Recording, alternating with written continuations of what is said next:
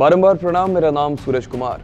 कल दिल्ली में मीटिंग होनी है। गृह मंत्री अमित शाह, यूपी के मुख्यमंत्री योगी आदित्यनाथ, यूपी बीजेपी अध्यक्ष भूपेंद्र चौधरी समेत कई अन्य नेता जो बीजेपी की कोर टीम को बिलोंग करते हैं वो भी इसमें शामिल होंगे।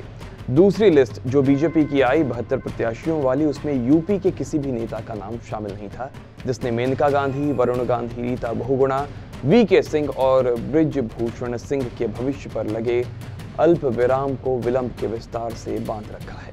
अब 23 सीटों पर पेंच फंसा है और इनमें सबसे ज्यादा चर्चा है कैसरगंज सीट की, जहां से बृजभूषण शरण सिंह चुनकर आते हैं सांसद के तौर पर। बृजभूषण पिछले 1 साल से महिला पहलवानों के आरोपों की बात सुर्खियों में है, जिसके बाद उनके टिकट पर भी खतरे की तलवार लटक रही है। माना जा रहा है कि बीजेपी यहां से किसी नए चेहरे पर दांव लगा सकती है, मगर ये सत्य है कि बृजभूषण शरण सिंह इस सीट पर दबदबा रखते हैं। वो पिछले 6 बार से लगातार सांसद रहे हैं। इनमें से 1 बार सपा और 5 बार बीजेपी से वो सांसद रहे।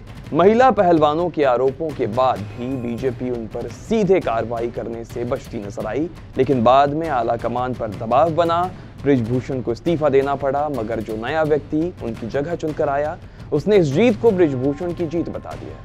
विवाद और ज्यादा बढ़ गया और अंत में सरकार ने WFI को ही सस्पेंड कर दिया।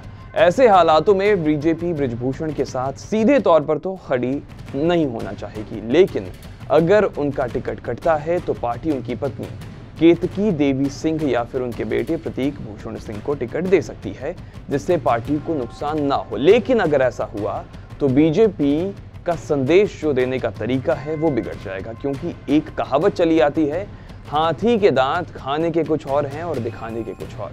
भले ही आपको दिख रहा हो कि टमटम तो फलाना व्यक्ति हाँक रहा है, लेकिन वो आपका केवल भ्रम मात्र होता है। असलियत वही होगी जो गांव वगैरह में आप देखते हैं। जब कोई महिला प्रत्याशी सरपंच के तौर पर खड़ी होती है तो उसके साथ साथ पूर्व सरपंच में उसके पति का नाम भी जोड़ा जाता है, ताकि भौकाल टाइट रह सके। अब केतकी सिंह की बात आई है तो जान लीजिए कि साल 1996 से 98 के बीच वो सांसद रह चुकी हैं। 1 बार जिला पंचायत अध्यक्ष भी वो रही हैं।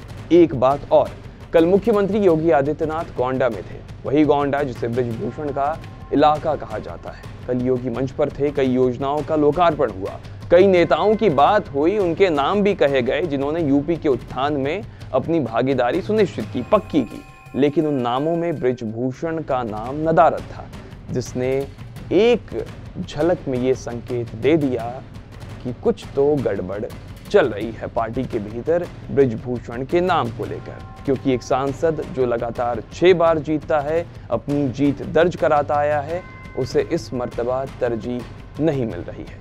ये उनकी कद में लगी मात्राओं को हल्का कर सकती है, हिला दे सकती है, कम कर सकती है, और बीजेपी ये संदेश पहुंचाने में कामयाब हो सकती है कि साहब, अगर हम बेटी बचाओ और बेटी पढ़ाओ की बात करते हैं तो उसे साधते भी हैं। बृजभूषण का बाबरी मस्जिद विध्वंस मामले से भी नाता रहा है, तब वो गिरफ्तार भी किए गए। इसके अलावा दाऊद इब्राहिम गिरोह के शूटरों को शरण देने के लिए आतंकवाद विरोधी कानून टाडा के तहत भी मामला दर्ज किया गया। यानी देशद्रोही वाला जो मुकदमा बृजभूषण पर चला है, ये वही ठप्पा है जो वो आजकल बाकी नेताओं को चेपते रहते हैं। पुलिस रिकॉर्ड के अनुसार बृजभूषण के खिलाफ 1974 से 2007 के बीच 38 आपराधिक मामले दर्ज किए गए हैं। विशेष रूप से चोरी, डकैती, हत्या, आपराधिक धमकी, हत्या का प्रयास और अपहरण सहित कई आरोपों के लिए सख्त गैंगस्टर और गुंडा अधिनियम के तहत FIR दर्ज की गई थी, लेकिन सभी मामलों में वो बरी हो गए हैं। बीजेपी पहली और दूसरी लिस्ट में भी अपने कई विवादित नेताओं के टिकट काट चुकी है। पहला नाम साध्वी प्रज्ञा का है। टिकट काटने में पार्टी ने उन सभी सांसदों को ध्यान में रखा जिन्होंने अपने बयानों से कभी पार्टी के लिए विषम स्थिति पैदा कर दी थी, चाहे भोपाल से सांसद प्रज्ञा ठाकुर हो या फिर संसद में विवादित शब्द कहकर चर्चा में आए रमेश बिधोड़ी। पार्टी ने उन सभी सांसदों के टिकट काटे, जिससे पार्टी को बैकफुट पर आना पड़ा था। और अब जब तीसरी लिस्ट आएगी तो संभव है कि बृजभूषण का नाम उसमें ना हो। बाकी जो होगा वो समय आने पर तो पता चल ही जाएगा। यूपी और उत्तराखंड की खबरों को जानने के लिए आप देखते रहिए TV9 उत्तर प्रदेश उत्तराखंड।